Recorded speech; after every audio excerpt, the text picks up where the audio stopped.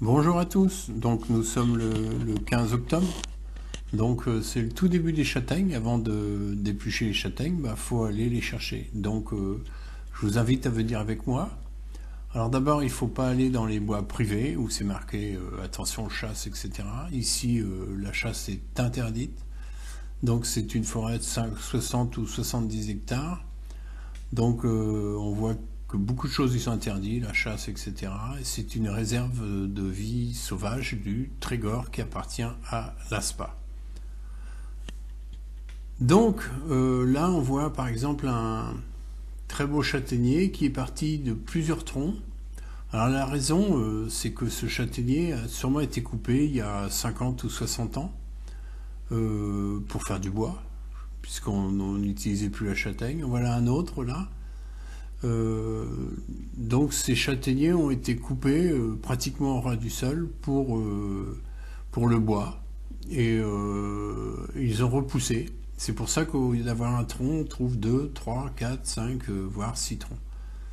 Et on a au pied de certains châtaigniers, donc là c'est l'exemple. Il faut trouver ces châtaigniers, c'est comme les coins de champignons, hein. Quand on a un beau châtaignier, tous les ans il fait de belles châtaignes, des grosses châtaignes, et sinon les autres en font des petites. Ramasser ces châtaignes, c'est un plaisir. Trouver des belles châtaignes bien bombues, comme c'est le cas là, et voilà, ça va direct dans le panier. Donc c'est un endroit qui est ouvert à tout le monde. C'est écrit en bas sur le panneau quand on garde notre voiture. On nous souhaite d'ailleurs une bonne promenade et de découvrir vraiment une biodiversité. Évidemment, c'est interdit aux chasseurs et aux pêcheurs, puisque en dessous il y a un cours d'eau avec des remontées de saumon. Donc voilà un bel endroit protégé, je répète, qui doit faire à peu près 70 hectares.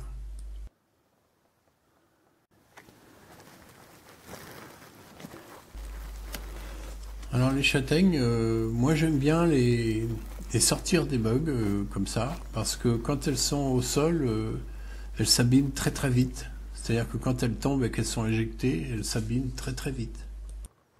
On voit qu'il n'y a pas beaucoup de châtaignes de tomber, donc c'est qu'elles sont pas mûres, elles sont restées tout en haut.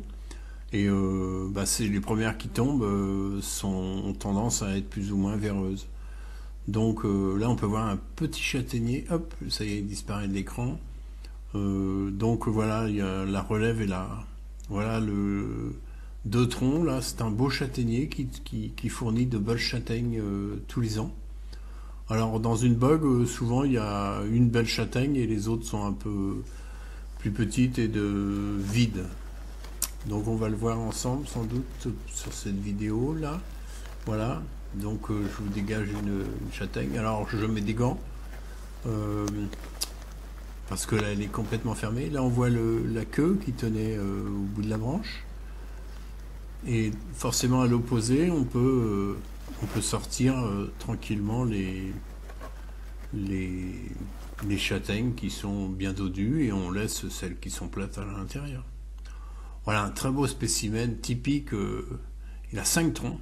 Encore une fois, c'est un châtaignier à l'origine qui est plus que centenaire, qui a été coupé, on voit sa hauteur, et qui a ce qu'on appelle rejeté, c'est-à-dire qu'il a renvoyé des branches. Il y a une sélection naturelle au cours des années qui se sont faites, et on peut voir qu'au milieu on peut s'y asseoir, hein. Donc j'estime à peu près à 120 ans ce châtaignier, et 70-80 ans pour ces troncs. Voilà, donc là on est rentré à la maison. Voilà quelques châtaignes, et on va partir sur comment éplucher ces châtaignes après vous avoir fait une petite balade en forêt. On jette les châtaignes là-haut,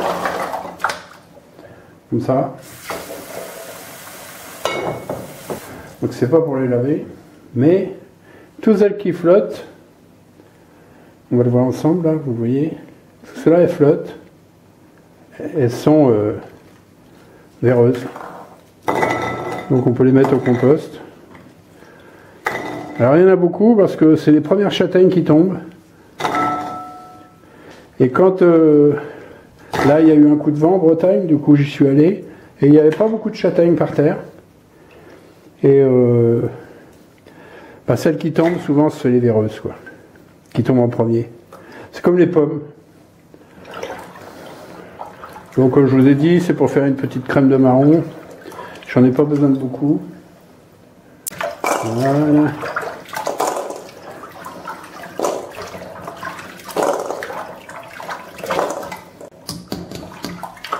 Donc c'est une étape importante, ça vous évite de manger celles qui ont du verre. Hein. Là, les plus belles sont là. Voilà. On voit bien que celle qui reste, c'est celle qui coule. Hein. Voilà quelques belles châtaignes pour faire de la crème de marron. Donc, comment les éplucher? Pour éplucher les châtaignes, on coupe sur le côté arrondi avec un couteau qui coupe bien. Voilà. Donc, je tiens ça de ma maman, qui aurait 104 ans aujourd'hui, quelque chose comme ça. Donc, on incise juste les châtaignes sur le côté arrondi, comme ça. Faites attention à ses doigts. Alors, sinon, vous pouvez le faire à plat sur une planche. Donc, petite incision. Voilà.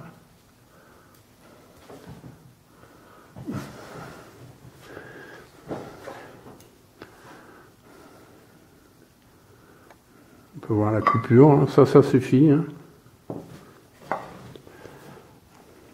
Donc on continue. On fait toutes les châtaignes. Alors si vous avez peur à vos doigts, vous pouvez prendre une planche, posez la châtaigne, mettez un doigt d'un côté, l'autre de l'autre, et vous mettez un petit coup de... Pas besoin de faire fort. Vous avez juste à appuyer un tout petit peu, si vous avez un bon couteau. Donc là, je vais faire toutes mes châtaignes. Donc je répète, elles ont été triées pour enlever les véreuses. C'est ce que vous avez vu tout à l'heure.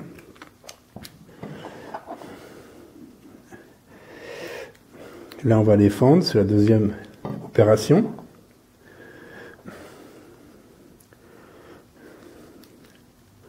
Voilà. Comment bien éplucher ces châtaignes. Essayez d'enlever le maximum de peau qui est en dessous.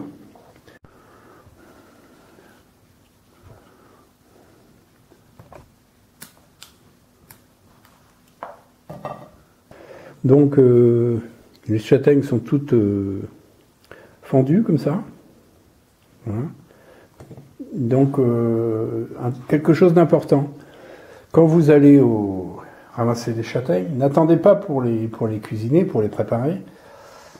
Soit vous faites des conserves, soit vous les mettez au congélateur, une fois épluchées, ou vous faites de la crème de marron. N'attendez pas parce que la châtaigne ne se conserve absolument pas. C'est-à-dire qu'au-delà de 3-4 jours, d'une part les vers vont se développer et en plus, voilà, du fait de sa consistance, des sucres et tout qui est à l'intérieur, ça va pas le faire. Voilà. Donc dès que l'eau bout, hein, voilà. Dès que l'eau bout, on va mettre, non pas toutes les châtaignes, mais une bonne douzaine de châtaignes. Allons-y, 2, 4, 5, 6, 7, 8, 9, 10, 11. Ouais. 15 châtaignes. Voilà. On voit que l'endroit du trait commence à se marquer. Donc ce qu'il va falloir faire, c'est les éplucher. Alors quand on est deux, c'est mieux, il y en a un qui fait ça, et pendant ce temps-là, l'autre épluche. C'est éplucher quand elles sont chaudes. C'est beaucoup plus facile. Et la deuxième peau a tendance à bien s'enlever. Voilà, bon, je sais pas comment chronométrer, mais voilà, à peu près là, on est bon là. C'est suffisant. Voilà. Hop. Bon, ça là, j'en remets un peu. Voilà. Pareil, une quinzaine. Donc là, tout de suite, à chaud comme ça, on attrape la châtaigne et on enlève. Alors si jamais ça refroidit, vous pouvez les repasser à l'eau. Ça chauffe un peu les doigts, mais c'est bien.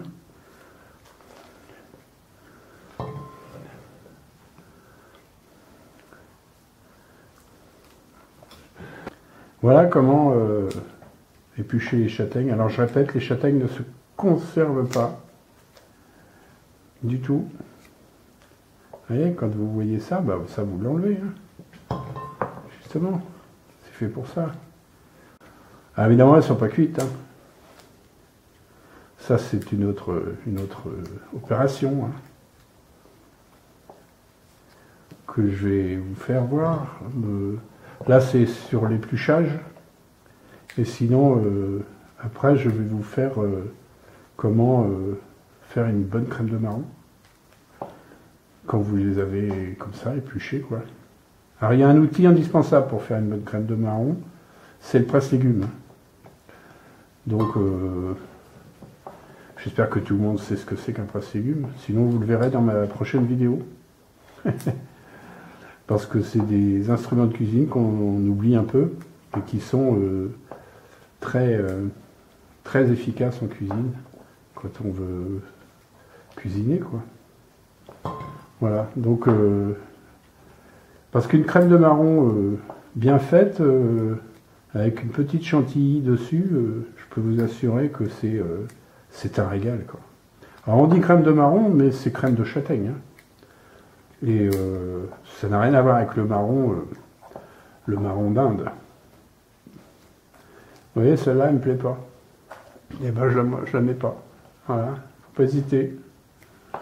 Peut-être un peu trop vieille par terre. Comme je vous dis, hein, ça vieillit très mal, hein, les châtaignes.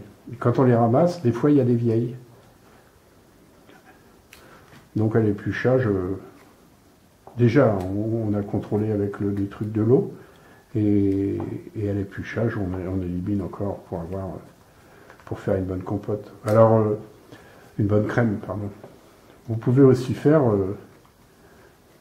de la purée, simplement un petit peu de purée, et un truc délicieux que nous on mange beaucoup, c'est-à-dire que les châtaignes de l'année,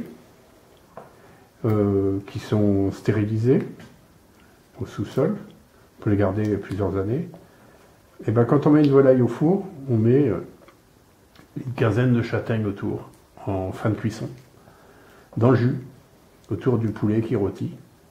Et là, avec la sauce du poulet, c'est très très bien. Enfin voilà, la châtaigne, reprenez goût à la châtaigne, c'est gratuit.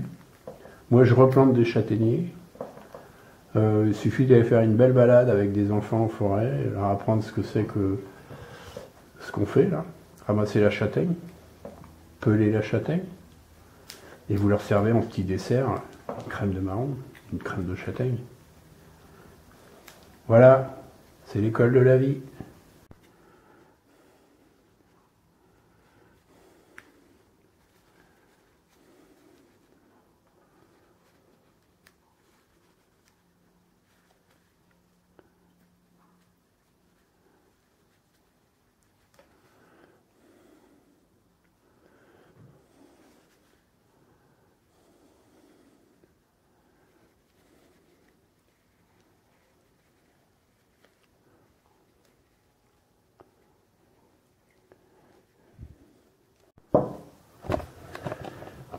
Et voilà, donc là j'ai 1,3 kg avec l'assiette.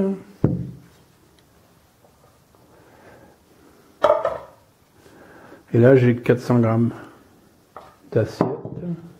Je refais 1,3 kg. Donc on est à 900 grammes de châtaigne. Voilà. Donc, tout ça, hein, n'oubliez pas, si vous avez un jardin, mettre tout ça soit au compost, ou soit dans votre potager, ou soit au pied d'un arbre, hein, d'un arbuste, ou quelque chose. Il faut remettre tout ça dans la nature, hein, pas dans un sac plastique et à la poubelle. Tout ça, se sera transformé. Voilà. Donc,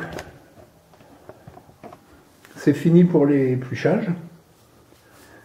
Donc, maintenant, je vais préparer un peu tout ça pour faire de la crème de marron. Donc ça va être le sujet d'une autre vidéo qui va suivre. Alors n'oubliez pas de vous abonner à ma chaîne, surtout si vous voulez voir la suite. Et un petit pouce bleu fait toujours plaisir. Et moi je vous dis à très bientôt.